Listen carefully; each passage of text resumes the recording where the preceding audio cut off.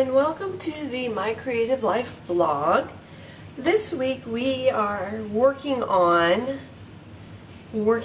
with items that go from dry to wet, or products that are water activated. So things like watercolor pencils or gelatos or twinkling H2Os, these wonderful little jars of color, or for that matter watercolor cakes or pans. If you work with any of these coloring tools, most likely you also own some watercolor paper. And in many of my classes for these tools we talk about watercolor paper, but I wanted to create a video for the blog that really just went over just the common information about what watercolor paper is, the different types and the different weights, and how to choose which one you want to work with. Now in the classes on gelatos and twinkling H2Os and several others, I go over and we demonstrate what each product looks like on watercolor paper. So we won't be doing that here. This is more general, just some basic information about watercolor paper, because it's a question that comes up in many of my classrooms.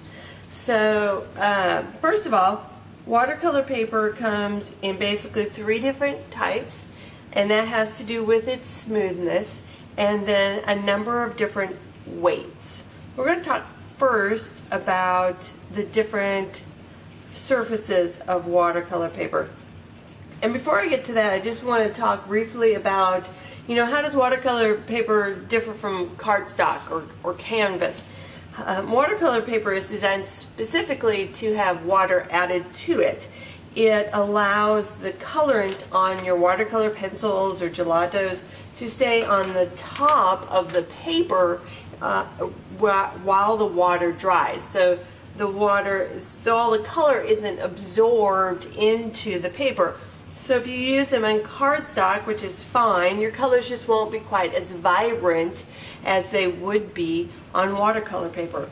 Also, generally speaking, cardstock is not as heavy a weight as many of the watercolor papers that are out there, so you're going to be more prone towards it warping. And because it's not treated properly to handle the water, you'll run into more issues of the paper pilling or tearing, or basically just degrading because you've put water on it. So if you're going to be working with watercolor pencils or any other water activated coloring tool, I encourage you to use watercolor paper. Now, watercolor paper can be expensive, so you want to know what you're purchasing before you buy it. So it comes in basically three different surfaces. You have what's called cold pressed watercolor paper. This is the most common, and it is the most used by beginners and advanced alike. It has a slight texture to it, which I'm sure you cannot see in the video. Let's see, this one has a little bit stronger texture. You might be able to see that. Anyway, it's kind of bumpy. I say it's for me to remember which is which, the difference between cold and hot, and let's talk about hot for a moment. Hot pressed water paper is smooth. There's no grain to it. So the way I tell the difference is if I was cold, I would have goosebumps. So that reminds me that cold has texture to it and hot does not. Now hot pressed watercolor paper, which is also known as HP watercolor paper, is generally used for fine details. So if you want to use a mix of your watercolors plus pens or pencils, this is a great surface to use. I also think it works really good with rubber stamping, because the texture on a cold pressed watercolor paper sometimes means your image doesn't stamp as clearly as you would like. So my favorite to use if I'm going to use stamps is hot pressed. If I'm going to do a color wash or use stencils or something along that line, then I'm more apt to choose cold press because I kind of like the texture of it. Now from accompany the texture of your watercolor paper, how big it'll be. There's really a lot of variations, so you should check them out and decide which one you like the best. There is a third one called Rough, which has a lot of texture to it. Generally speaking, for a watercolorist, that one is the most advanced because it allows the longest period of drying time because of the texture. So it allows the painter to really have some time to work with his colors before they dry. Obviously, then hot pressed dries the fastest because it is smooth, and cold press falls someplace in the middle. I don't own any Rough because I'm not a watercolorist. I'm not painting paintings, so that's not really necessary for me to have. It's also not necessarily necessary for me to have a large size of watercolor paper either. The standard sizes work just fine for me. So let's also talk just a little bit about the weight of watercolor paper. Typically, the most common weight is 140 pounds, but you can go all the way down to 90-pound paper, which is actually quite thin. Now I have some, you'll notice it was clearanced out, I got a good deal on it. I do not use this, generally speaking, for a final product. I use this instead for creating, or to play, to work, to figure things out. When I'm testing things, it's a really good paper to use for that. The reason you don't want to use it for your final product is it tends to warp really easily, so it's just not a high enough grade for a finished card or a finished product. But it's great if you're testing things out and just want to see how a new tool works. As I said, the 140 pound is the most common and used by most people. You can go all the way up to 300 pounds.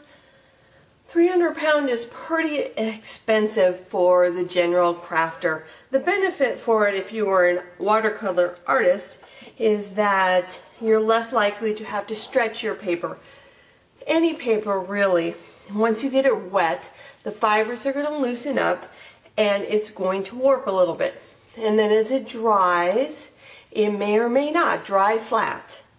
So most watercolorists will do what's called stretching their paper, which just means that they get it slightly wet and then they tape it down to a board, a board similar to what's on the back of a paper pad, something thick and sturdy that's not going to warp.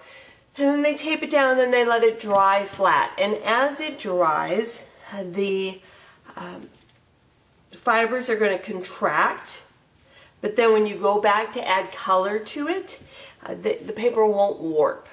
Now, if I were creating a painting, that is what I would do. But since I generally just work on cards and some scrapbook items, maybe a little something for the house, nothing really elaborate, I do not stretch my paper.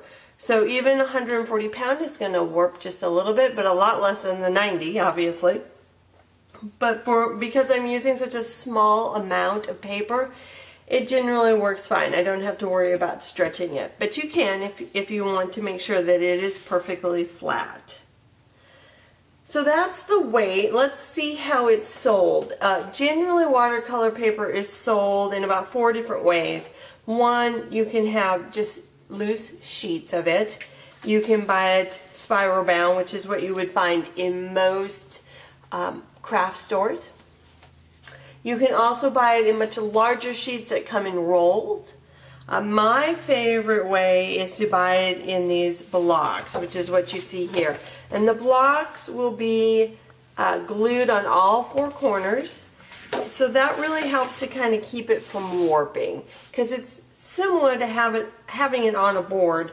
So that really, again, it kind of limits some of the warping.